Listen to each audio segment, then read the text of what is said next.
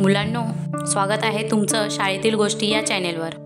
आज आपण पाहणार आहोत ससा आणि कासवाची गोष्ट। ही गोष्ट आहे ससा आणि कासवाची। एक होता ससा। ससा सगळ्या गोष्टींमध्ये असतो ना तसाच, गोरा गोबरा, मऊ, लांब कानांचा, मण्यासारख्या लाल टुचूक डोळ्यांचा आणि टून टून उड्या मारत झटकन पसार होणारा। एकदा एका कासवाशी त्याची मैत्री झाली, पण कासव होतं हळू, जसं नेहमी असतं तसंच। दोघेही एकाच पालकच्या मळ्यात कोवळा पाला खायला जायचे।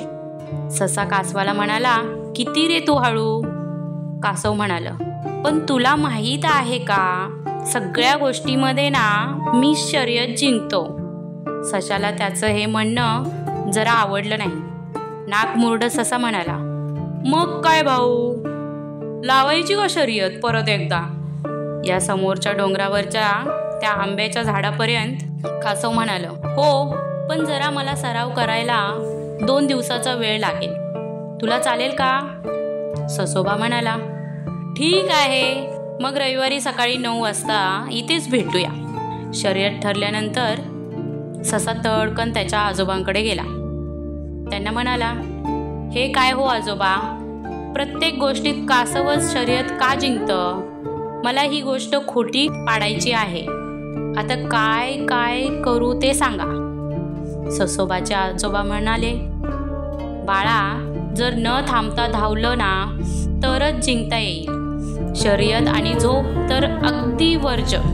मी झोपल्यामुळे शर्यत हारलो होतो। ससा म्हणाला, ठीक आहे, मी लक्षात ठेवीन आणि शर्यत जिंकूनच दाखवीन। रविवारी सकाळी ठरलेल्या वेळेप्रमाणे कासव आणि ससा यांची शर्यत सुरू झाली।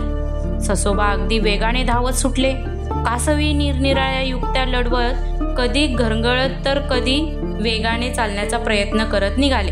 अर्ध्या रस्त्यात ससोबांना एक मोठी टोपली दिसली, त्यातून कोवळा पाला, गाजरं आणि मुळे डोकावत होते।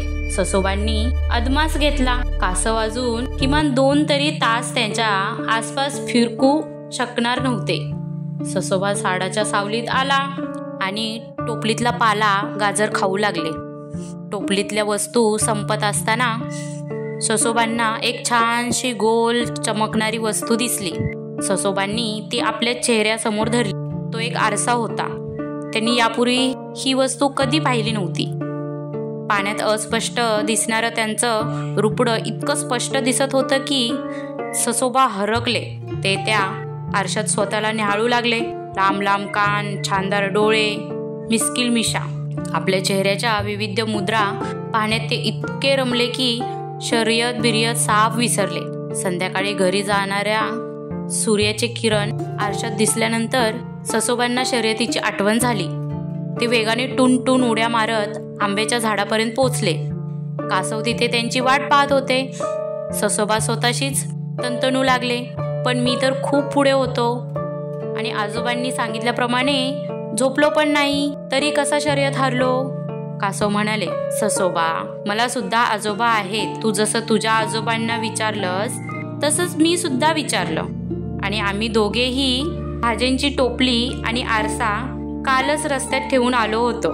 खरोखर न थांबता पोचण्याचा प्रयत्न केला ना तरच शर्यत जिंकता येते। तात्पर्य हेच, प्रयत्न केला तर यश नक्की मिळते। तर मुलांनो, अशाच छान छान गोष्टी पाहण्यासाठी चॅनेलला सबस्क्राईब आणि लाईक नक्की करा।